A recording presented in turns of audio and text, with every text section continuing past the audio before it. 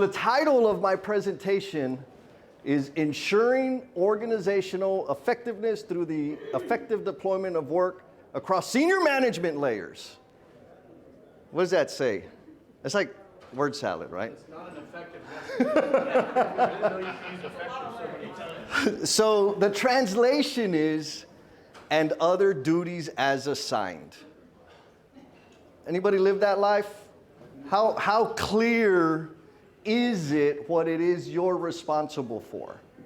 And how clear is it what you actually do on the day-to-day, every phone call, every text, every email, etc. So, tell you a story. I'm a storyteller. But like straight up, I'm not going to talk about these things because these are table stakes. I can look on everybody's website right now, and everybody has this in some fancy, shiny form or another. But you still feel like this, right? And I'm not even going to challenge anybody to like recite, what are your values? What is your mission statement? What is the vision? How does everything you do align with all of those other things? Right? Because it's a tough world. And so those things they're important. They add value. They do add some clarity. They do attract people, give us some direction. And like I said, I'm pretty plain. So I'm going to talk about like what you can do if you're not already doing it. I get the sense that a lot of the stuff that I'm going to talk about, you're already doing, but maybe not on purpose. And so the things I want to talk about are things that you can do on purpose. How to do them, because I love that question. Like, yeah, we keep talking about all this stuff, but how, fool? Like, how? That's what we want to know.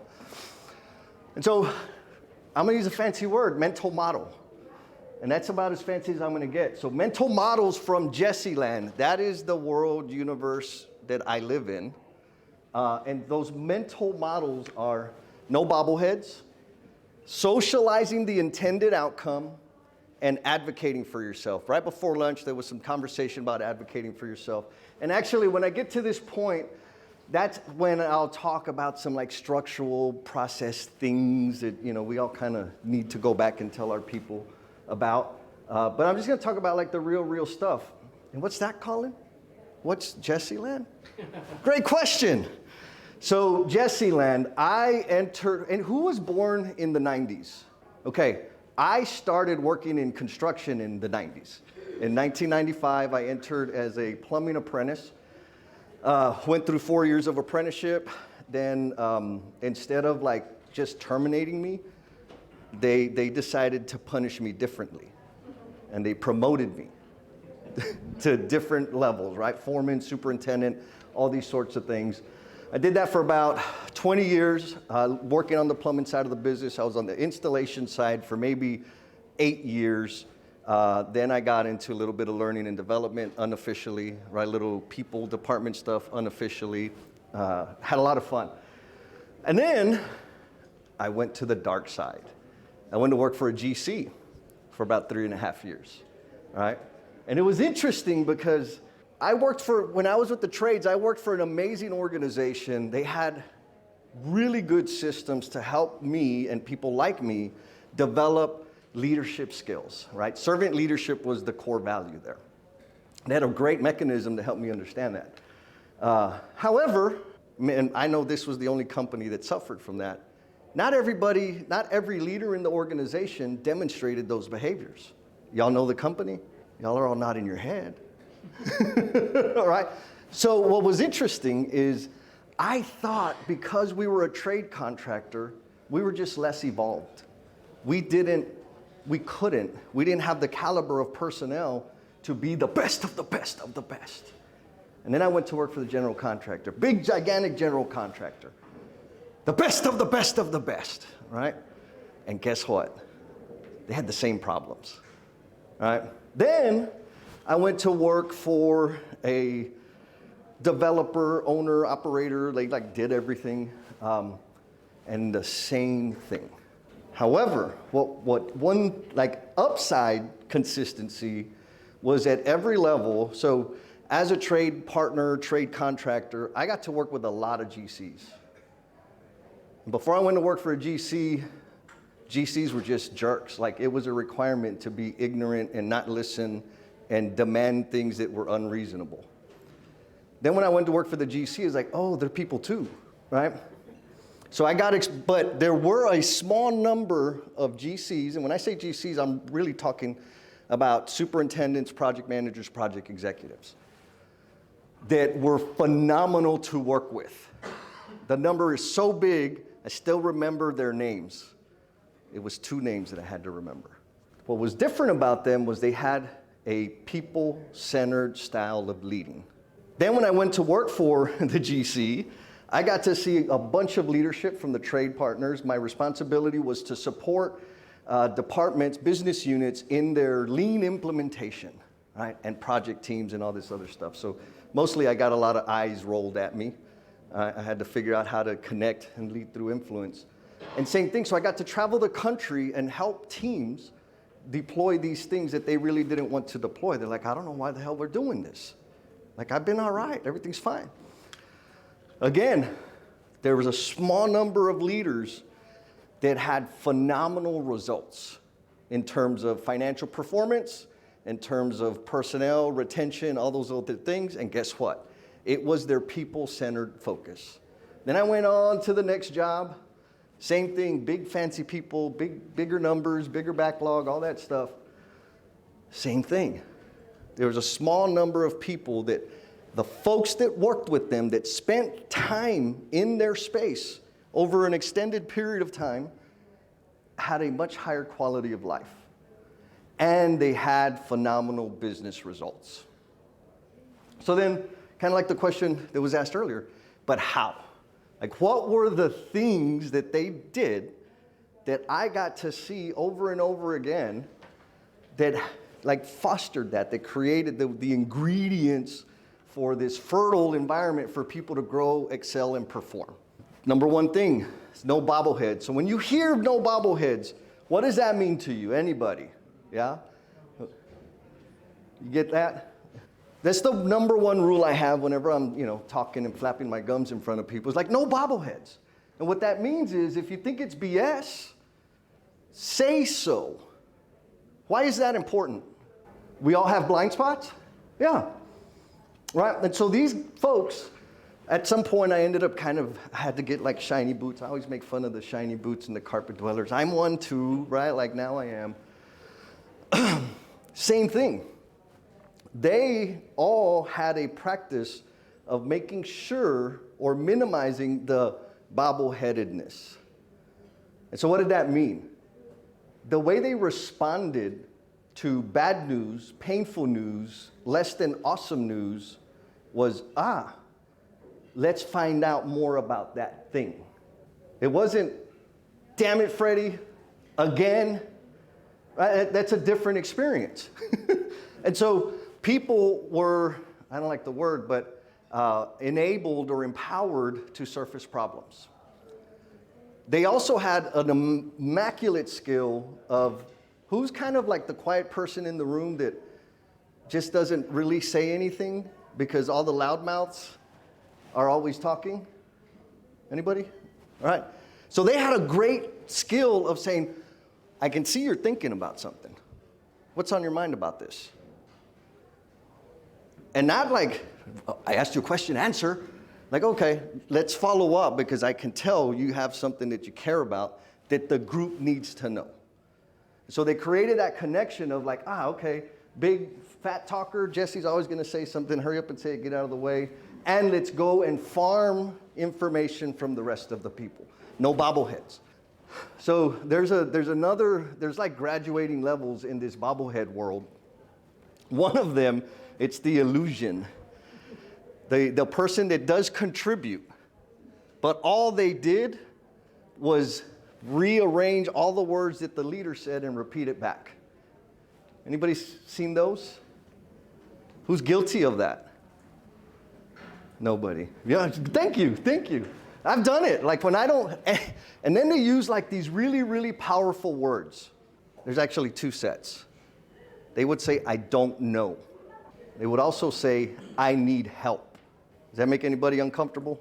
And when people were doing the word salad, like, that's a great idea. What I really do agree. They're like, okay, you said a lot of words.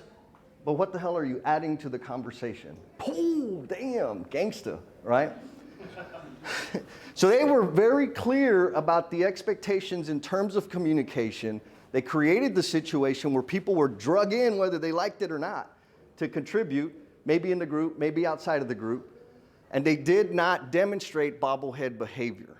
They did not tolerate bobblehead behavior, but more importantly, they showed people what it looked like and helped them build the skill. Why would that be valuable? Because people need to share their perspectives and ideas. Yeah, right? We're in the room because we're decision makers, we got responsibility, we got influence. We're ballers. We need to contribute to the thing. That doesn't mean we need to cheerlead, yeah, I love your idea. If your idea is stupid, I'm going to tell you it's stupid. And that is phenomenal because we could be running off a cliff because I'm only going to see things through my perspective. And so what it really did, what I got to see, is it really helped develop this idea of problem ownership. How many of y'all have people come to you with their problems? Say, man, and then they kind of, is that helpful? No. But if I come to you with my problem and you say, Jess, what have you tried? Like, ooh, well, I haven't tried anything. Okay, well, go try something, fool. Right? Or we get there to like, oh, I'm not going to be diminished because I'm being vulnerable and saying I have a problem, I need help. And I'm going to have to own the damn problem. The best example I have of that, and I learned back, I was an apprentice at the time. I was very opinionated. Anybody surprised? And I would always complain about the water. Water's not cold. We need ice on our water. This is inhumane, right? Guess what happened after that? I became the ice boy. Which rightfully so. I pretended like it was really important to me. How important is it if I'm not willing to take action upon it? I worked for Ed, pipe fitter, and he helped me learn this. Do not complain about anything you're not prepared to take action upon. And he taught me that by making me get the damn ice for the water cooler every day. Not without, he gave me cash. I went and I could keep the change. It was awesome. So these people, because they didn't have, no bobbleheads was a thing, people didn't come and pitch their problems to other people. We brought a problem to the table knowing that I'm going to maintain ownership of it. I'm just accessing the resources available to me by bringing the problem to the table. And then we got additional resources to go and solve the problem. Does that sound like miraculous? Pretty simple stuff, right? So in terms of how do you apply this, you can do this now, right? You can stop being a bobblehead. If you think it's crap, say so. If you think I'm full of it, you can walk out of the room. It'll hurt my feelings a little bit, but you'll be better off than sitting here the rest of the time. Except for you, damn it. Don't just tolerate things mediocrity. Don't just tolerate what's happening. If you disagree, you have value. You have decades of experience.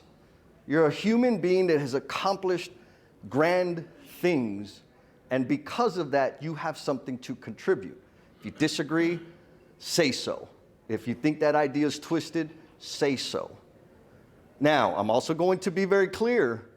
Going behind the corner and saying it after the meeting, that doesn't count as saying so. You do it at the table, right? So that's how you can start doing it. The other thing you can do is when you get back to your people, I use this kind of language because everybody kind of knows what the hell we're talking about. You probably thought like, oh yeah, I know who. You probably gave names to people that are bobbleheads. Oh, I know that person that always repeats whatever the boss said, and they say the same crap, and they just take up all the time because they want to be heard, right? Like, make yourself visible. Well, there's other ways to do that.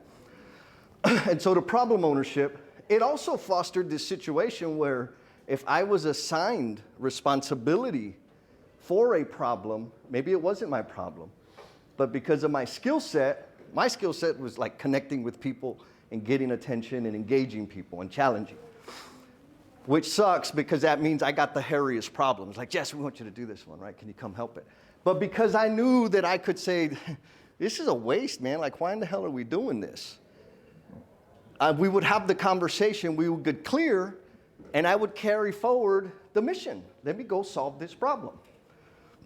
Which takes us to socializing the intended outcome. So when Power BI, when did it hit the market? Like 5 years ago? So, well, maybe it hit my world around that time. And oh my God, dashboards, we gotta have dashboards. And so I had a general manager in a particular business unit who called me up, and he was one of these people that was very, like, no bobbleheads. Everybody was straight up, and that business unit rocked, man. Like, they rocked everybody. Anyhow, he calls me, and he's like, Jess, I really need your help. You're the lean guy, right? Like, yeah. Not this kind of lean, the other lean. He says, I've asked all my department heads for dashboards, and they're all giving me dashboards except for these 3 or 4. Like, oh, okay, sounds great. And he showed me all the dashboards. He's like, but they all look different. And it's taking a lot of time, and I'm not getting them till the day before. I'm like, okay. So dashboard rich, but directionless. I see you're nodding your head like, you sound familiar? So what happened was one business unit went down this path that was pretty awesome, and then they generated dashboards. What everybody else heard was that business unit over there has got dashboards. Why don't you? So everybody went and made dashboards. So I got to get involved. I got to spend a bunch of time. It was funny because like, oh shit, we're going to the principal's office because I had to meet with every department head, and apparently I was the principal. And what I got to learn was they didn't understand the purpose of the dashboard. Every single one of those leaders told me, well, I'm creating it, but because he asked for it. I'm like, okay, but what do you use this information for? He's like, most of the time it's like, well, it was the easiest one to create a dashboard for. Right? Then I also found out that there was only one person who was the head estimator, right? The lead estimator in the business unit that had this Power BI curse. It was knowledge, but it was a curse. So everybody was feeding them their garbage, and he was spending 40 hours a month producing these dashboards. The other thing that may be happening in your organization right now, there were 3 department heads that had no concept of the idea of utilizing data to make decisions. Is that scary? It's real. And they were being really successful by luck, I think, right? Especially those 3 folks. Anyhow, so then I said, okay, thank you for all the information. I'll get back to you. And then I said, wait a minute. What happens after you submit your dashboard? I said, what do you mean? So you got to submit them monthly. What happens after you submit them? Who wants to take a guess? Nothing. They got the opportunity to do it again. It's kind of like my view on dating, right? I got to spend about 3 hours of my time, like taking a shower, fixing my hair, going somewhere, spend a couple $100 for the opportunity to do it again. It's not a great investment of my time, right? So these people were doing this thing so that they could do it again. And when they submitted it, boss said, that's not what I'm looking for. Well, what are you looking for? Well, I'm not exactly sure, but not that. Anybody been through that? So this is not a foreign thing. I'm not talking about your outfit. This is a super special one that nobody knows about. The awesome thing was when I brought this information back to him, no bobbleheads, and said, here's the thing. And the number one question you got to answer is, what's the purpose of these freaking dashboards? He said, crap. I probably should have thought about that before I asked for them. I said, yes. Okay. The number 2 thing is, if you want people to be doing these things and like learn rapidly and experiment, because he was really comfortable with experimentation, why aren't you having a meeting to review the dashboards, discuss the intent, or at least figure out the damn intent as a group? And he said, man, you always talk about social stuff. I was like, oh, Well, yeah, of course. I didn't know what the hell he was talking about. And so that's what he did. He knew that the big boss wanted dashboards, conceptually understood the value behind visualizing KPIs, plan versus actual, all these wonderful things. However, how do we do that for this business unit that's precise and specific to our situation? So he socialized the intended outcome. And in some cases, I'm very clear, we're hearing about learning management systems and training and development programs. And how do we socialize? How do we help people know about what the hell's going on? And how do we receive, what are the signals back that it's actually hitting the mark, right? That's one version of socializing the intended outcome. Another version of it is saying, oh, yeah, we're all in this bag together. I don't exactly know, keyword, I don't know. Let's figure this out together. And so they did. That takes immense humility for the leader to say, I don't know. I added a whole lot of burden to your day, and I'm going to make it right, but I can't do it by myself. Would it be awesome to work with a leader like that? Yeah. So that's what they did. Socializing the intended outcome. Eventually, they pared it down. They're like, man, we don't need all this. We don't care about all these things. These are the 4 things. Phenomenal, right? So keep that in mind. How do you do that? If you have a problem, like a business problem you're trying to solve, understand it from multiple perspectives. Because what we typically do is there is a business problem. I know what it is. It's VDC. VDC, you need to fix this, effective immediately. But that's only from my perspective of the problem. There are other people in the business that are experiencing the pain of the problem. So we have to understand it from their perspective. And I'm not talking like kumbaya, how do you feel? Right? Like, how is this disrupting your workflow? How many hours are you spending on this? How many times are you responding to emails, phone? How many clicks are you spending on this situation? Right? We can get precise about what the problem is. Understanding it from multiple stakeholders' perspective before we decide to say, this is the solve. Who is solution-oriented, problem-solving person in here? Yeah? How many of you have solved the same problem year after year, project after project, team after team? Are you problem-solving? Firefighting. We're firefighting, right? Because of our schedule pressures, budget pressures, we stop the bleeding forever, right? Because we think we've attacked the problem with a solution. What I want to plant in your head is that what you did was you tested a countermeasure. It did stop the bleeding, but it didn't solve the problem. So it's not a solution. So shift your thinking just a little bit about that idea, that thing you want to do to mitigate that negative impact. Instead of calling it a solution, call it a countermeasure. And it is not a solution until it has produced the intended outcome. Is that fair? Is that pretty clear? Okay. 4 minutes. Woo-hoo, coming in, round and third, baby. The last one is advocate for yourself. And I know this is kind of slippery slope. I got a baby brother who's 18 years younger than me. Advocating, it was like he was born knowing how to do this, right? So when I tell somebody that doesn't have as many highlights as I do to advocate for themselves, they think of a different thing, right? Whatever that is.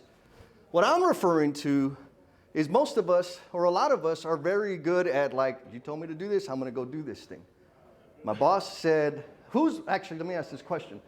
Show of hands, how aware, and like raise your hand super high if you're super aware, and then do it like this if you're not very aware. How aware are you of how much your words are amplified by your position? Awesome. So you've probably talked to somebody, a direct report, and said, hey, we got this thing, can you take care of that? And then the next 10 minutes, they're all over it. You see that? Is that productive? No, right? Because, unless it's an emergency, if 100%. If you need it now, be clear about that. they will always respond, I should say we will always respond immediately because you're the boss. So if we get clear about time frame, can you get this done by X? I don't need you to stop what you're doing. I need you to finish what you're doing. And what's it going to take to get it done by this date? Because people will react. Anyways, back to advocating for yourself. So I was fortunate in that I led some super talented people in the region. I had different people in different business units. And because I had the biggest team in the organization, we got a lot of the side projects, right? The extra things. And who knows the other curse of the only reward for good work is more work? Right? So you get stuff done, guess what? They give you more stuff to do.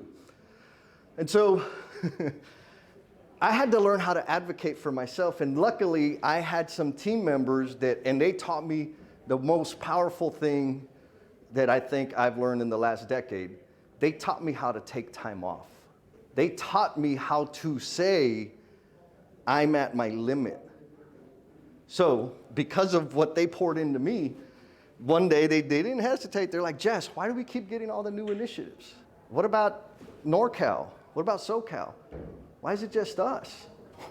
Because of me, duh. I keep saying yes. So I had my boss, awesome dude, national director. He would always ask me all the time, every single time I talked to him, is there anything I can do for you? Who has an answer for that question? Raise your hand. One person. Can you guess what I would say? No, everything's good, thank you. I said, that is a perfect opportunity for me to advocate for myself and tie it to the mission and all the other stuff. True North. Is there anything I can do for you? Yes. Can you please give the next 3 initiatives to the Southeast region? He's like you asked. Can you please give that other thing that you have on my board to Northwest or Boston? Was I advocating for myself? At the same, he was forced to say, but Jesse, y'all always get stuff done. Like, I know. And they're not getting an opportunity. We do get stuff done. And we need a break. And so here's where I got like extra squirmy and slimy with it. It's like that other thing that you wanted me to do doesn't align with our true north. So here's kind of like the processy stuff, right? Who's familiar with True North or Hoshin Connery? Okay. So for our department within the organization, the primary objective was to help our influencers, decision makers, leaders, the people with the most influence and responsibility, shift from command and control to a coaching style. Piece of cake, right? It was a lot of work. That was the number one thing that we were responsible for. That was True North for our department. All these other things are supposed to contribute to that. And so when I was advocating for myself, I got extra clear. Like, can you give it, you could do this, you can give it to somebody else. We're at capacity. We've accomplished all these other things. And can you explain to me how this new thing, whatever the hell it was, is in alignment with our core objective for the year? What do you think happened? It helped. I didn't get a yes all the time, but I got less work than I used to get. So these are things that you can do as the person that's down here, right? You're getting the pile of stuff. Organizationally, when you get ultra clear about what the primary objective is, you give people agency to let you know that you're deviating and to at least have the conversation, because why? We don't have bobbleheads. To at least have the conversation about, well, we're adjusting, we're realigning, that thing's changed, it's no longer the initiative, et cetera. Instead of people just staying busy, there's a big difference between activity and production, and this is what we're trying to achieve. And so the idea is, if we do these things, you will less burden your senior management. If you equip them with these simple mental models, they will understand and have conversations and have clarity around what is bringing value and what isn't and what resources are necessary. And you won't be burning your damn self out.